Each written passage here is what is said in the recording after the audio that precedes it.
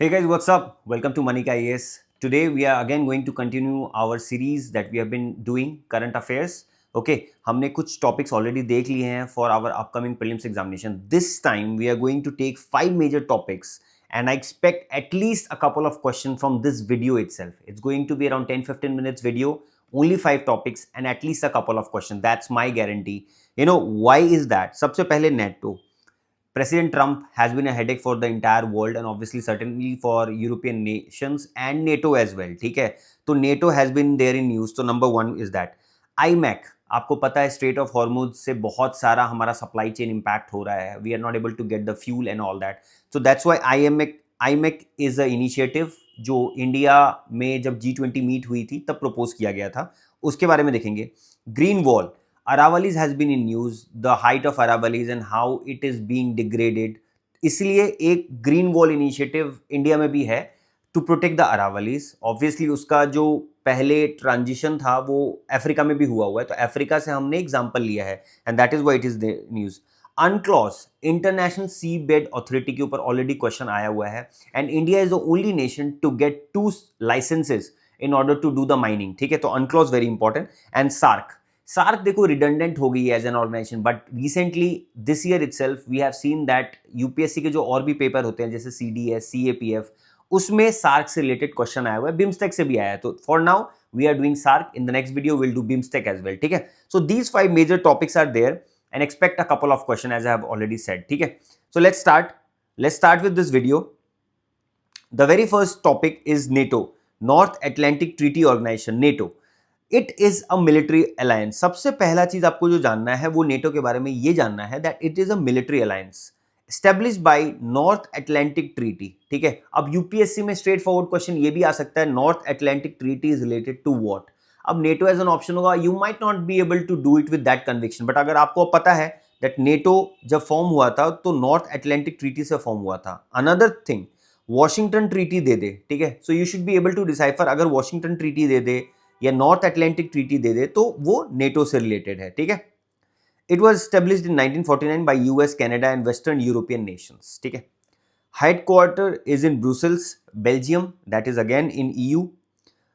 Aims to provide collective security. सबसे important जो phase है, अगर एक भी किसी नेशन पे आप हमला करोगे that will be considered as a attack on the entire NATO as an unit. ठीक है, and it was formed against Soviet Union. Article 5 of the treaty states that attack on one member is to be considered as an attack on all the members. That is the simple point that I want you to know. So Article 5 of the treaty says that attack on one member is to be considered attack on all the members. That effectively put Western Europe under the nuclear umbrella of US. ठीक है, और nuclear umbrella of US में Japan भी आता है. ठीक है, तो that is another additional information. एक क्वेश्चन जो ऑलरेडी इस बार यूपीएससी ने पूछ लिया है in other examination that I have told you, which is the recent member of NATO. So it is Sweden. 32nd member है स्वीडन. ठीक है, so that's why this becomes very very important and you have to pay attention to this. EU members that are not part of NATO are Austria. EU का member है but NATO का member नहीं है. EU members that are not part of NATO, again I would like to highlight, is not a part of NATO. हम generally समझते हैं EU का अगर मेंबर है तो NATO का मेंबर बाय डिफॉल्ट है, but that is not the case. अगर कुछ नेशन EU के मेंबर हैं बट वो NATO के मेंबर नहीं है अभी तक. ठीक है, एंड जैसे आपने देखा 32nd मेंबर इज स्वीडन. ठीक है, जिसको हम स्कैंडिनेवियन कंट्री बोलते हैं अलॉन्ग विद फिनलैंड, स्वीडन, है ना, Norway. These are Scandinavian countries.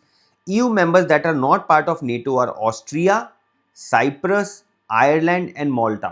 ठीक है, in 2025 NATO members agreed to increase defense spending by 2 to 5%. Again this is a just example जो अभी recently भी आई. India is one of the highest investor in nuclear arms and all the defense purposes things. ये India को बहुत ज़्यादा, जैसे SIPRI की एक रिपोर्ट भी आती है, तो India is one of the highest investor in defence deals. ठीक है, अब अगेन एक अलग अनदर पॉइंट है, जैसे Dayton peace agreement is related to what, तो it is linked with NATO. एक फैक्चुअल इंफॉर्मेशन है, जस्ट आप देख लो. नेटो से 3-4 रिलेटेड पॉइंट है. रीसेंट मेंबर कौन से हैं, कौन से ट्रीटी से बना है, कौन से नए मेंबर्स ऐड हुए हैं, EU के कौन से मेंबर्स हैं जो ऑलरेडी इसके पार्ट नहीं हैं, वो हमने देखा है. 2026 NATO summit is scheduled to be in July, Ankara Turkey में है, and Turkey is also a member of NATO. ठीक है. यूनाइट ब्रेवो नेटो प्रोग्राम, ये नेटो है, यूक्रेन के साथ कर रही है. ठीक है. So again unite bravo NATO programme can be asked in your prelims examination. ठीक है. This is the map of NATO. Basically यहाँ पे जो यूरोपियन नेशंस हैं वो कौन कौन से नेशंस हैं, जैसे कि स्वीडन हो गया, जैसे अभी हमने देखा है Sweden is the 32nd member. ठीक है. उससे पहले फिनलैंड था, Norway is also a member. तो यहाँ पे जो भी जैसे Lithuania, Poland, Slovenia, Hungary, Romania, Bulgaria, Turkey we have seen. तो Turkey is a very important junction that you have to make sure that you know. Greece is also a member of NATO and India के साथ Greece का relation बहुत अच्छा है. USA and Canada are also NATO members. So these are members. But अगर associate members देखोगे तो associate members में आपके Australia, New Zealand also comes into the picture. ठीक है. So members are one thing and associate members are another thing. I hope this is clear as a topic. The next very important topic I want you to pay attention is about IMEC. And why is there IMEC in news? Because Strait of Hormuz जो है ना, वो is literally being choked by Iran and obviously the war going between US and Iran, right? So यहाँ ये formalize IMEC जो है, IMEC was formalized by MOU signed at G20 summit in 2023 New Delhi. Very, very important. It is a key strategic project under PGII Multimodal Connectivity Project. अब PGI के बारे में हम देखेंगे. What is PGII?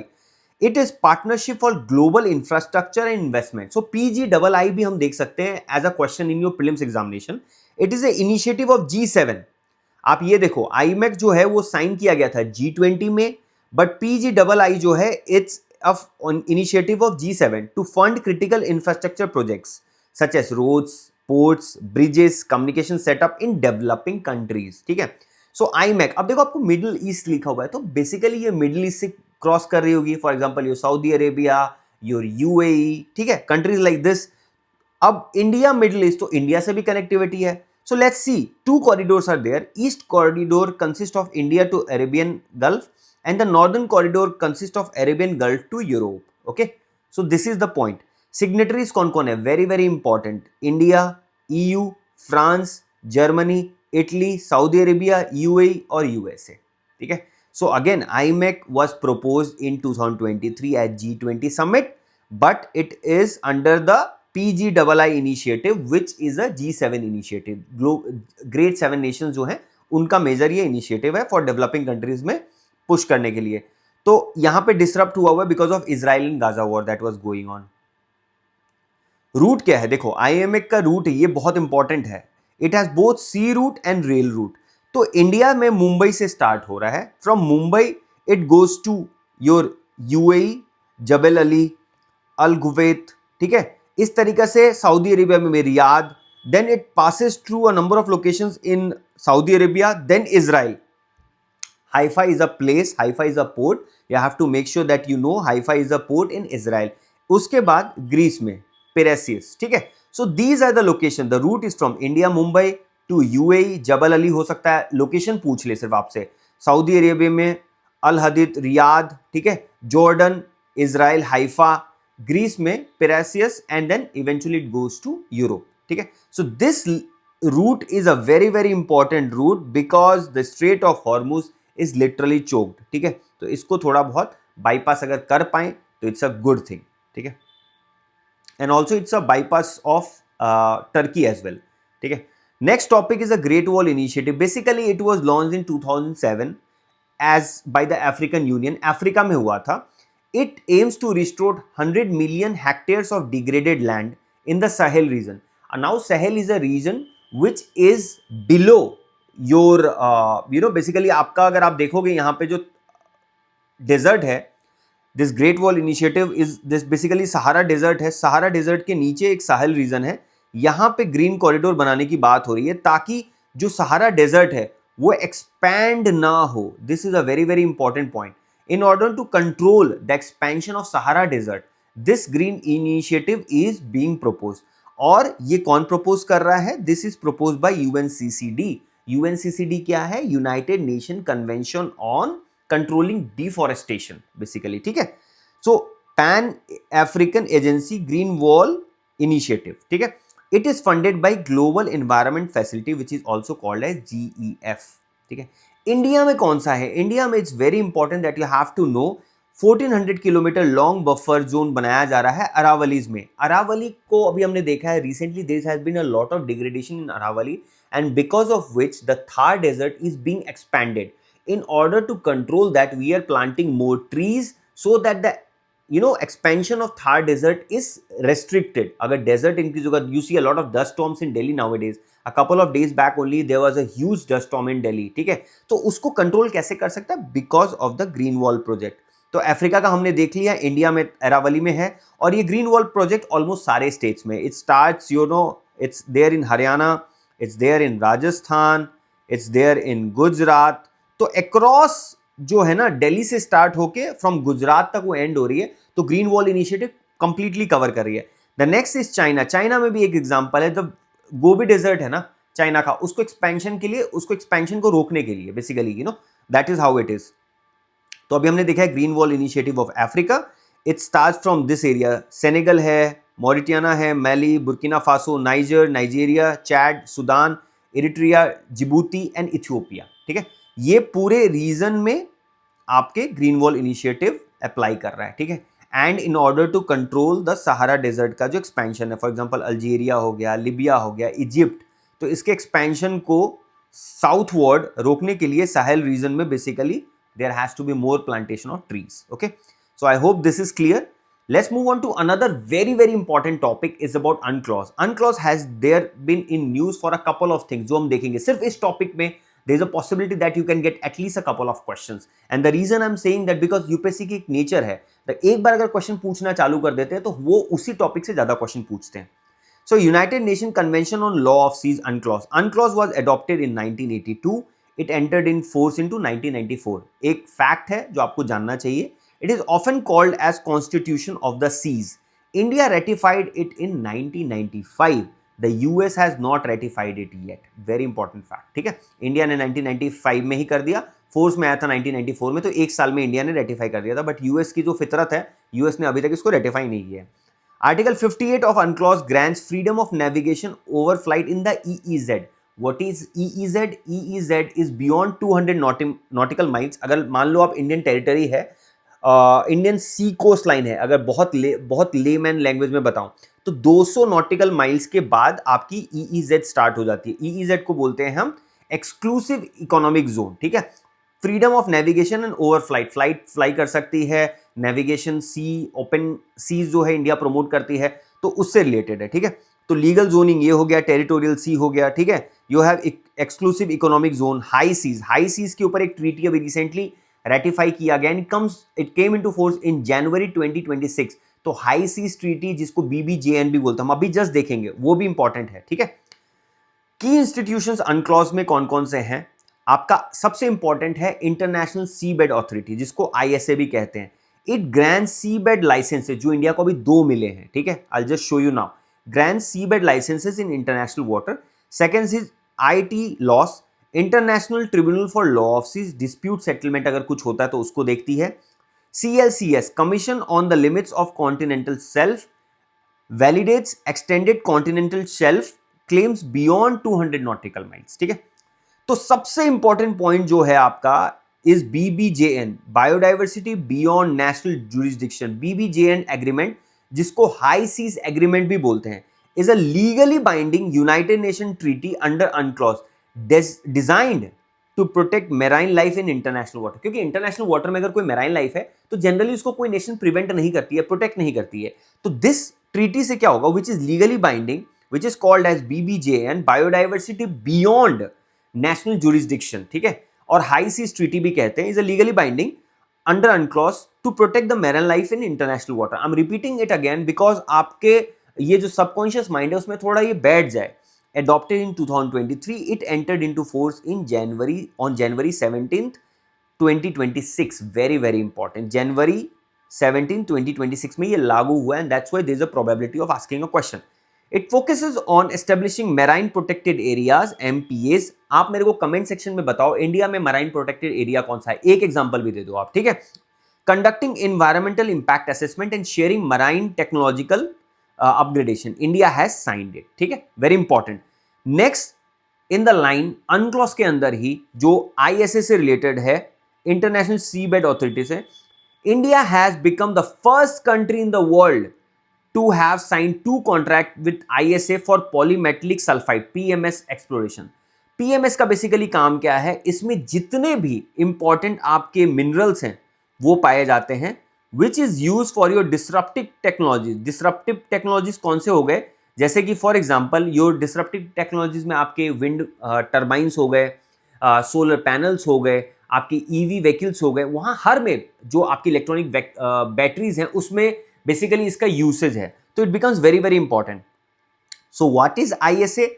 ISA is an autonomous international organization and allocates sites as per UNCLOS. UNCLOS अभी हमने देखा है, United Nations Law on United Nations Convention on Law of Seas framework. PMS is found near hydrothermal vents. अब Karlsruhe ridge है is between Somalia and Indian plate is formed at the sea floor spreading. PMS deposits occur at around near hydrothermal vents. जो भी आपके basically जहां पे लावा formations हो रहे हैं ना, वहां पे हाइड्रोथर्मल वेंट्स होते हैं, ठीक है। तो वहां पे ये एक सबसे इंपॉर्टेंट पॉइंट है, कार्लसबर्ग रिज, यहां पे इंडिया को परमिशन मिला है। So India has been granted permission in this area, ठीक है। गोवा बेस्ड एक ऑर्गेनाइजेशन है जिसको NCPOR कहते हैं, national centre for polar and ocean research, leads exploration using advance vehicles, autonomous underwater vehicles, और तब वहां पे एक्सप्लोरेशन किया जा सकता है। सो इससे रिलेटेड भी इंडिया का एक स्कीम हम अभी देखेंगे। PMS occurs in rugged deep ocean hydrothermal zones on seabed, ठीक है। India is interested in Afanasi Nikitin Sea Mount contested by Sri Lanka. Sri Lanka has actually protested against it and said that नहीं, India के पास ये नहीं होना चाहिए because ये हमारे बेसिकली टेरिटरी में आता है, that is what they have claimed, ठीक है। मत्स्य 6000 व्हीकल एक प्रोग्राम है, this is the vehicle which is being used for the exploration, ठीक है। And it is a part of Samudrayan project, India's project to take humans more than 5,000 meters deep in the water. It would make India only one among the 6 countries to be a part of it. For example, US के पास है, Russia के पास है, Japan के पास है, France के पास है, China के पास है। So 6 countries में India will also be a part. अभी तो सिर्फ 5 के पास है, जैसे कि Russia, US, Japan, France, China, to have piloted a crewed project undersea expedition beyond 5,000 meters. That's why Matsya 6,000. अगर 6,000 तक हम भेज रहे हैं तो will be in that elite group, ठीक है। Is a part of deep ocean mission. Carlsberg ridge जो हमने देखा है, देखो यमन से स्टार्ट हो गई यहां तक है, और जो इंडिया को ऑलरेडी एक मिला हुआ है वो सेंट्रल इंडियन रिज है। This is your Arabian sea, this is the west coast of India, ठीक है। सो यू कैन सी यहाँ पे है, यहाँ पे यमन है, मेडागास्कर है। I hope you understand the Arabian sea and central Indian ridge है, यहाँ पे बहुत सारे आइलैंड कंट्रीज हैं यहाँ पे, है ना। So this is the thing that you have to pay attention. Now Sri Lanka has said that Afanasy Nikitin seamount पे इंडिया के पास सॉवरेनिटी नहीं है, and that is why it has protested against it. So I think India if able to explore and exploit these 2 reasons, तो I think more than sufficient है ये। मत्स्य 6000 जो vehicle है वो ऐसा कुछ दिखता है, see as a part of Samudrayaan project, जो 6000 मीटर्स भेजेगा, and India will be among the 6th country to have some facility like that along with the giants such as US and Russia, ठीक है। The last topic for the day is your South Asian Association for Regional Cooperation, that is SAARC. SAARC was established in 1985 at Dhaka, Bangladesh. Its secretariat is in Kathmandu, ठीक है। बांग्लादेश में हुआ था setup इसका, और काठमांडू में इसका सेक्रेटेरिएट है। It was established by 7 countries except Afghanistan, ठीक है। Afghanistan is the 8th member country at the 13th summit held in Dhaka in 2006, and there are now 8 members. Why SAARC was abandoned by India? SAARC की कोई initiative as such news में नहीं है, because of only your Pakistan. Pakistan has been doing their terrorist activities, and that's why India has refrained from initiating any discussions in the initiative and the forum called SAARC, and that's why India is promoting now BIMSTEC, okay? So this is it for the day. We will see you again in the next video. I hope you go and revise this thing and becomes very helpful for you. हम अपने जो Telegram page है उस पे ये डाल देंगे. If you have any other information that you want to ask, please feel free to ask us. All the best for your prelims examination.